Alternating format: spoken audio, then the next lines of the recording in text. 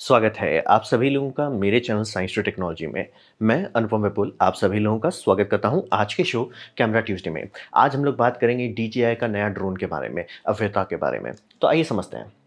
तो DJI अवेता एक तौर का समझ लिए FPV यानी फर्स्ट पर्सन व्यू का सीनी वूप ड्रोन है। सीनी वूप का सीधा मतलब होता है कि प्रोपेलर पे गार्ड लगाया गया, यानी कि प्रोपेलर सीधे नहीं भिड़ेगा। और ये ज़रूरी होता है कि अगर आप लोगों के पास काम कर रहे हैं या एक्टर एक्ट्रेस के आसपास काम कर रहे हैं तो प्रोपेलर खुला नहीं होना चाहिए। और मतलब आप सेफ्टी के लिए भी चाहिए। और प्लस इसका ये भी फ़ायदा होता है अगर कहीं जंगल वगल उड़ा रहे हैं तो टहनी सीधे टरबाइन के अंदर नहीं घुसेगा तो वो टिक जाता है। तो ये सेफ्टी बढ़ा देता है आपके इक्विपमेंट का। और इसे ये समझिए कि आप बहुत नज़दीक से किसी को उड़ा सकते हैं। मतलब कि अगर आप पर्सन है मतलब आपको सब लोग वही दिखाएंगे कि आप टांग के बीच से उड़ रहे हैं, क्योंकि जनरली इससे पहले करते आपको भले लगे प्लास्टिक का ब्लेड है, उससे क्या होगा, वो जिस RPM पे घूमता है वो सीधे आपका टांग उड़ा डालेगा, और बड़े वाले में तो एक्चुअली उड़ा डालेगा। तो ये समझना बहुत ज़रूरी था। इसीलिए ये एक बहुत बड़ी बात है कि FPV ड्रोन जो है उसको सेफ बना के आम पब्लिक के लिए उतारने का कोशिश किया गया है। और इसका दाम है $630 बेसिकली। और ये समझिए कि इसमें सिर्फ ड्रोन दिया जाएगा, कोई भी कंट्रोल सिस्टम नहीं मिलेगा। लेकिन ये बैकवर्ड्स कंपैटिबल है, यानी कि DJI जो अभी से पहले तक इतना चीज़ रिलीज़ कर रहा है जिसमें आपका कंट्रोलर हो गया, गॉगल्स हो गए, वो सब इसके साथ काम करेगा। आपको कोई ऐसा नहीं कि मान लिया पहले से खरीद के बैठे हुए थे, बोले यार ड्रोन चाहिए लेकिन फिर से सारा चीज़ नहीं, सिर्फ ड्रोन खरीद लीजिए, बाकी का जितना इक्विपमेंट है वो सब काम करता रहेगा। और अगर आप एक पूरा नया किट लेना चाहते हैं तो सबसे हाई एंड का किट आता है अराउंड $1300 से ऊपर का, समझिए $1400 का, जिसमें ड्रोन मिलेगा, कंट्रोलर मिलेगा, गॉगल 2 मिलेगा। वो नया गॉगल्स है, इसके साथ रिलीज़ किया गया है। ये गॉगल्स पुराना वेरिएंट था, इसके साथ आप यूज़ कर सकते हैं, लेकिन नया वेरिएंट उतारा है। और इसका टारगेट क्या है, टारगेट ऑडियंस क्या है? टारगेट ऑडियंस है एमेचर्स और इंटरमीडिएट यूज़र, क्योंकि FPV का एक पूरा अलग दुनिया है। और वो दुनिया में बहुत तेज ड्रोन आते हैं, यानी कि जो ड्रोन 200 किलोमीटर पर आवर का स्पीड पकड़ लेता है, वो एक अलग दुनिया है। उस दुनिया में आप ये ले जाइए, उनको ये खिलौना लगेगा। लेकिन बात होता है कि हर कोई उस लेवल का ट्रेंड प्रोफेशनल नहीं होता कि FPV संभाल सके। तो ये थोड़ा उनके लिए कि आप अभी ड्रोन लेकर शुरू करना चाहते हैं, FPV में कूदना चाहते हैं, ये लीजिए, मजा लीजिए। और इंटरमीडिएट की हाँ भाई हम करना चाहते हैं लेकिन बहुत ज़्यादा हेडेक नहीं लेना चाहते, क्योंकि FPV ऑलमोस्ट एक तौर पर समझिए फ्रैंकेस्टाइन इंडस्ट्री है कि जिसको सब लोग खुद से बनाते हैं अपना ड्रोन। और इसका फ्लाइट टाइम क्लेम तो कर रही है कंपनी 18 मिनट है, उतना है नहीं, क्योंकि वो उसका जो रिटर्न टू होम है ट्रिगर हो जाएगा बैटरी 1% तक पहुंच गया तो मतलब आप समझिए कि 10 से 12 मिनट आपको रियल फ्लाइट टाइम मिलेगा, जो कि सुनने में थोड़ा कम लग सकता है लेकिन FPV के हिसाब से बहुत अच्छा है। क्योंकि मतलब FPV को बनाना होता है जितना छोटा बना सके उतना अच्छा है, तभी वो स्पीड पकड़ पाएगा, क्योंकि इनर्शिया है। आप अगर चाहते हैं धड़ाधड़ इधर उधर कर सके तो उसको हल्का बनाना पड़ेगा, हल्का बनाएंगे तो बैटरी छोटा बनाना पड़ेगा, बैटरी छोटा करेंगे तो कैपेसिटी कम हो जाएगी। तो इसीलिए ये सुनने में बहुत खराब लग सकता है, लेकिन जो लोग FPV में काम करते हैं उनके लिए बहुत अच्छा है, क्योंकि बहुत सारे हाई स्पीड FPV सिर्फ 5 मिनट चलते हैं। अब बात करते हैं इसका कंट्रोलर। कंट्रोलर भी इसके साथ आ गया, और ये है कि बिगिनर्स पायलट्स के लिए, क्योंकि मतलब अगर मैं आपको दे दूँ कंट्रोलर सीधा देखो करने वाला, आम लोगों से नहीं होगा। वो बहुत टाइम लगता है सीखने में, समझने में कि आप उसको ढंग से यूज़ कर सकें। हाँ, जो लोग पहले से करते आ रहे हैं, जो बहुत पहले से RC कंट्रोल की दुनिया में है, वो संभाल लेंगे। लेकिन आप और हमको हाथ पे पकड़ा देगा, लो भैया इस कंट्रोलर से चलाओ, आधा लोग भिड़ा ही देंगे तुरंत, जब तक वो फुल्ली ये नहीं हो, क्या बोलते हैं, उसके बीच में ऑटोमेशन का एक लेयर नहीं हो जो हर चीज़ को फिल्टर करता रहे कि नहीं नहीं भैया ये भिड़ा देगा, इसको सेटिंग चेंज करो। तो ये है मोशन कंट्रोलर जो दिया गया आम लोगों के लिए, मतलब आप आराम से चलाते जाइए। ये वायरलेस मोशन पे चाहिए, और उसमें इमरजेंसी ब्रेक भी दे दिया, क्योंकि सबसे पहला काम करोगे आप भिड़ा दोगे किसी पे, तो भैया एक ब्रेक है, दबाना सीख लीजिए, वो ब्रेक लगा देगा। और ये समझ लिए कंपैटिबल विद, अगर आप ये कंट्रोलर लेते हैं और मान लीजिए आपके पहले से नहीं लिया था, तो दूसरे DJI ड्रोन के साथ भी काम करेगा। इसीलिए बोले ड्रोन, ये इकोसिस्टम एक प्रोडक्ट लॉन्च कर रहे हैं, ना कि सिर्फ हमने ड्रोन उतार दिया चलो खुश रहो, वैसा नहीं है। मतलब आपके पास पहले से चीज़ें इस्तेमाल कर सकते हैं। हाँ, फर्मवेयर अपडेट ये सब का देखना पड़ेगा और कंपैटिबिलिटी लिस्ट से पढ़नी पड़ेगी, लेकिन इस्तेमाल कर सकते हैं। तो ये उन लोगों के लिए जिनके पास वो कंट्रोलर्स चलाने का एक्सपीरियंस नहीं है, उनके लिए ये बनाया गया खास तौर पे। अब बात करते हैं जिस पे सबसे ज़्यादा मेहनत किया गया है, वो है गॉगल्स।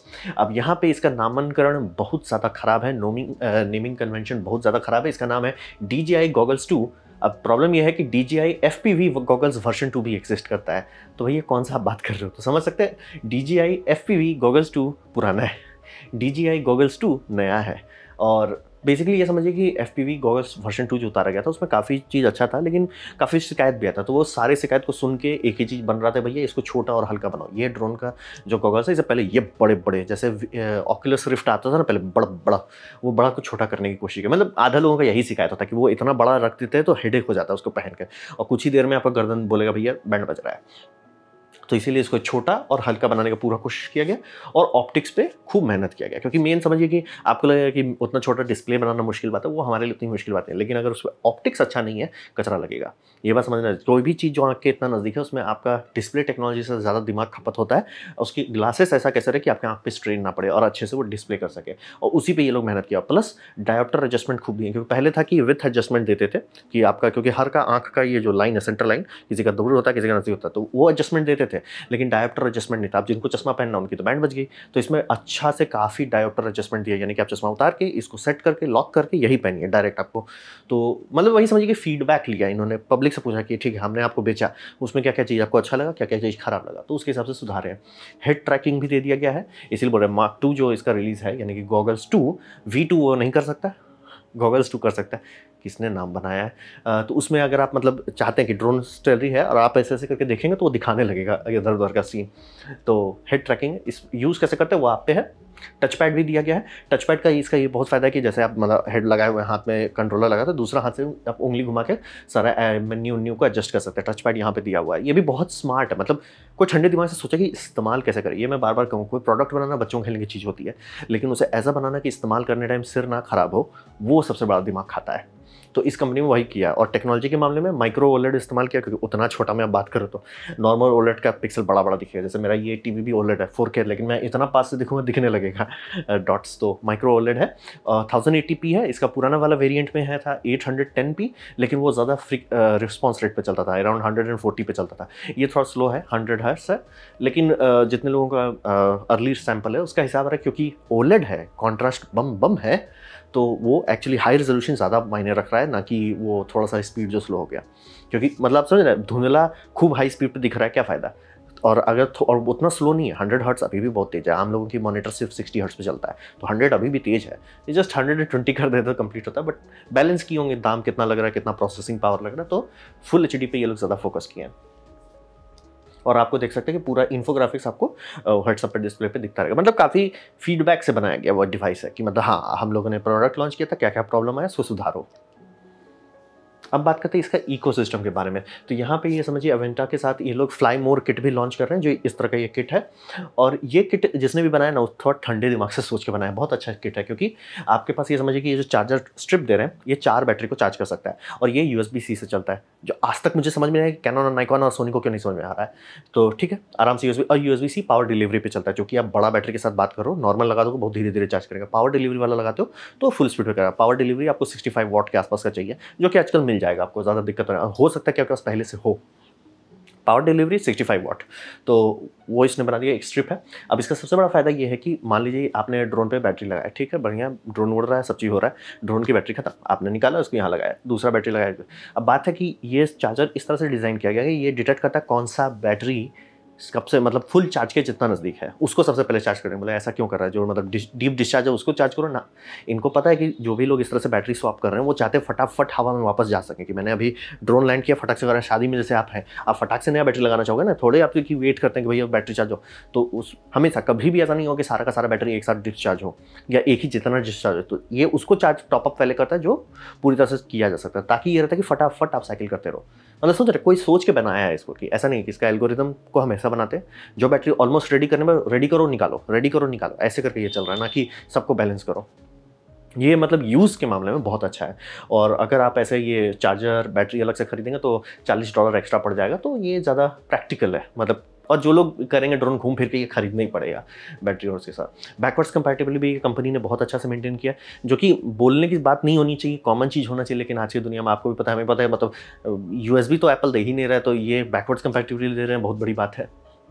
ऑनबोर्ड स्टोरेज इसमें 20 GB का दिया गया है, यानी 32 GB का चिप है, और बाकी सब फॉर्मवेयर और लॉजिक बोर्ड खा रहा है। 20 GB आपको मिल रहा है, SD कार्ड मिल रहा है। लेकिन हाँ, एक सबसे कॉमन शिकायत आ रहा है कि इसका ढक्कन जो है मतलब आपको पंखी घुमा के उसके बीच से निकालना पड़ेगा। और प्रॉब्लम ये है कि 5 ब्लेडेड प्रोपेलर इस्तेमाल कर रहे हैं ना, तो वो गैप थोड़ा कम है। इरिटेटिंग है, काफ़ी लोगों के लिए वो बहुत इरिटेटिंग है, बट आप मैनेज कर लोगे, इतना उतना बड़ा हेडेक नहीं है कि मतलब कहते हैं ना, डील ब्रेकर नहीं है, लेकिन आपका इरिटेट ज़रूर करेगा।